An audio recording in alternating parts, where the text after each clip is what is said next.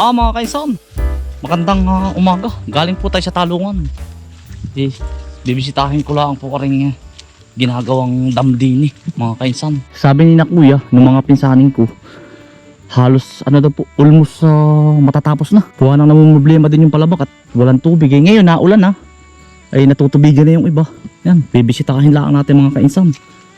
Yun po yung isa sa magpapaganda ng tubig do sa atin. Sa ibaba po. Update ko lang kayo mga kaisan din sa ano, sa ginagawang dam po.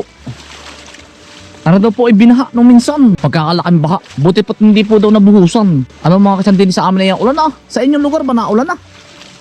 Parting Bulacan daw ay ano ay naulan pero mahina yung iba. Ay dito po ay matagal na po ang ulanan din sa amin. Aawas naman ano po. Kaya nga po, masama din po pag sobrang taas. Halos tapos na po pala rin, no? Recraft na la. Yan na lang ang pundulo. Oh, ang ganda na po. Halos tapos na pala. Sarap maligo din mga kaisan, no? Buhat hindi po bumaha ng malaki, no? Ang tagal daw bago makapagbuhusay. Ang ganda. Pwedeng maligo pala din, oh. Halos tapos na mga kaisan. Agara. Ang laki na po ng tubig. Lalo. Ito po yung ano mga kaisan.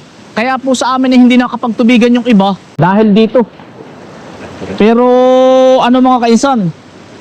By September bubuksan na. Lalo pong lumaki ang tubig sa amin. Medyo labulaang po at gawa ng dahil malakas ang ulan sa Mount Manahaw. Pero yan ang gara.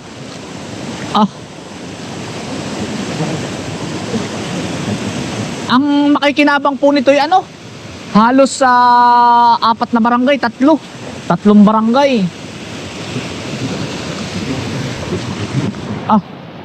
Yun po. Lalagyan lang po rin ng ano, kahoy. Ay, anong ganda. Pagkakagara po ng project na rin. Tapos na eh. Yan, anong ganda. Makakapagtubigan na po yung mga taga sa amin. Hello po sa mga taga Bordeos, taga Pulilio. Ano naman, magiging liguan, magiging piknikan, no? Halos matatapos na pala mga kainsan. Ari na laang po pala. Ari, ang uubrahin. Saka yun dun. Halos tapos na. Ay, lalong yan ang ganda po ng tubig namin sa ibaba. Lalong lalaki. Ari, ang magandang project. Dapat ay ganari. Presyo na lang ng palay ang kailangan. Pagandahin. Para po bumalik ang sipag ng mga magsasaka. Ay ngayon naman po halos lahat ay nagugulay na mga kainsan. Ay di ang tendency, pag nagugulay na lahat at nagtatalungan na lahat, bababa naman ang presyo ng talong. Pero ngayon maganda ang presyo. Mga kainsan, may kumukuha ng ano, ng ano tawag dun, dahon sa ano to, ano ng hanupol. Ayun, kinukuha. Yan po ay gamot sa ano, ay gamot. Yun. Yan pong ugat ng hanupol. Pero pag ano po dati, pag kami nasa gubat at walang tubig, yan po yung ginagamit namin tubig. Katas po ng hanupol.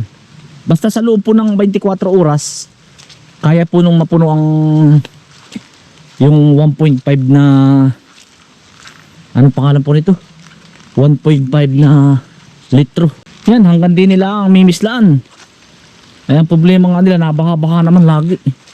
Baka ma-wash out. Ari yung idudugsong doon mga kainsan. Yan. Ay, pag ganito lahat ang ano, ang patubig, ay kahit ano mga kainsan, hanggang amin ay ganari. Ay, di na ako dadaan pabalik. Lumangoy ka na lang, galing sa talungan.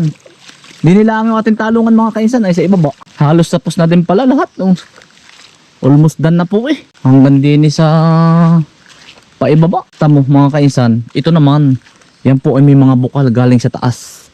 Kaya po hindi yan pwedeng walang butas eh. No? May napasok ng tubig. Mapapabutasan talaga nila yan. Dahil yan may mga tubig yan. Kagaya yan mga bukal. Kailangan pumasok din eh. Hindi pwedeng wala. At meron tubig na 50 meters. Ay, nalagublob. Kahit pala kayo magniniyog sa gandang bundok, di mo na padaanin ang niyog, paibaba. Sa ganda rin mo na pati gulay. Ang mga kaisan, pati gulay. Paibaba. Pati mga talong, karga sa tubig. Ay, anong haba, ang gandulo. Ang tamo mga kaisan ng kawayan dito sa amin. Kita ba ganin nyo? Oh. Dito yung sa mga mahihilig sa labong. Labong po din eh. Lahat po yun ay kawayan 100 meters. Nasukatan na pala ari. Wari ko ba yung maganda magpa-slide din pag malaki na ang tubig hanggang ibaba. Titingnan mo lang kung may nakauslit na bakal at tuhog ka. Aba, ayari na pala. Wala nang gagawin. Ari napupuno ng tubig. Kagaya na rin. May waterfall sa taas. Saan kaya ari? Mga kaisan, waterfalls. Siguro sinukayang kaya pa ilalim. Paano yung mga ganar yung mga galing sa bundok. Dito po sa amin maraming waterfalls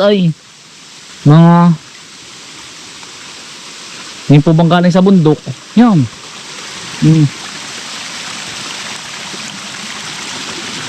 Waterfalls na maliliit hanggang sa taas. Yun. Kita ba ganin yun. Galing sa kabundok-bundukan. Baka nilagyan ng tubo. Ba't di nilalabas ang tubig? Nilagyan ng tubo sa ilalim yan. Pailalim. Di nilalabas pagkalayo na. Mga kaisan, bukal. Yan. Mga inumin po yan, bukal. Bukal po yan. Yan po yung mga sinaunang bukal. Yan. Mga sinaunang bukal. Pagkagagaling din. Nawala yung pagkalaking bato din doon sa may kantong yun. Magaling din mga dumiskarte. Pakinikin block. May bukal din dining malaki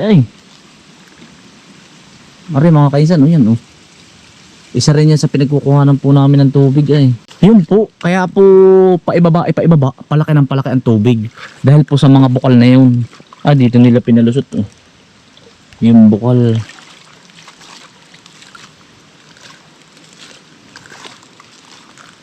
Pinalusot nila. Ari yung batong malaki hindi rin natanggal.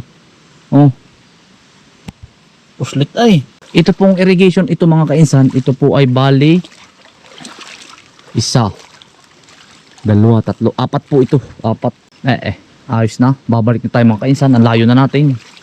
Pa, hanggang dulo pa Butit andun pa rin yung mga bukal mga kainsan. Kumbaga hindi po ba natabunan. Yun yung tinignan ko din sa ibaba baka po ba nawala.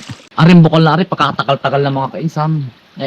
Inabot ko pa nung bata pa ako yung bukal na yan Yun pagkalakalaking bukal. Ayun naawas. Ang laki po nun. Pag po yun napihing lahat. Nakuha lahat. Ang laki.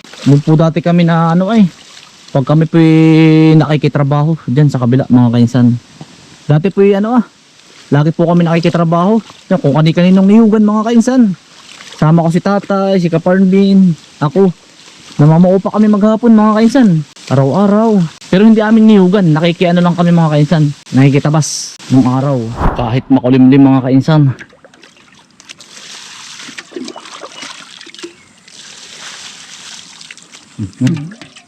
Tubig po tayo. Uhaw unlimited water po. Yan, ari po ay pasingawan ng tubig. Ito po sa mga taga-Pagbilao, Quezon, Lucena. Ito po.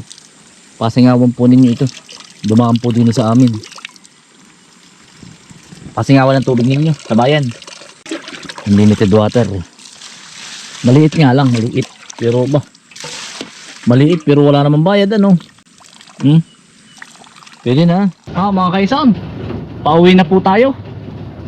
Halos sa mga kaisan. Dini po, minsan po, dini tayo nadaan na papunta sa Talungan. Mas nalalapitan po ako dito mga kaisan. Lalo po pag maputik. Yan, dito po tayo nadaan. Para po shortcut. Dun sa makaduluhan po nito. Pag po ako'y maglalabas na ng gulay, dito na po ako dadaan. Pag po maputik. Pero pag maganda naman po ang panahon, dun sa kabila, sa amin po. Bali, itong kalsada pong ito, pag po ito'y nagdire-diretso, sa amin po ang diretsyo nito. Doon sa bahay po ng Dananay. Yung laang mga kainsan, hanggang doon laang po ang mislog. Yan, dini po ay wala na. Ganari po ang daan. Yan, ari po, daan patalungan. Hindi po kasi ang tricycle, ari laang. Yan, pero ito po palalaparin pa. Wala lang ang budget. Mag-spray po ako, parang maganda po ang panahon eh. Pag summer naman mga kainsan, lusot ang tricycle dini. Eh di kaya lang ngayon eh ang putik. Oh, aba, hindi ko po maikilusot dini. Pubuta. Mga kaisan, maraming salamat po sa inyong pagsama. Ingat po lagi. Stay humble and God bless. Peace. Bye.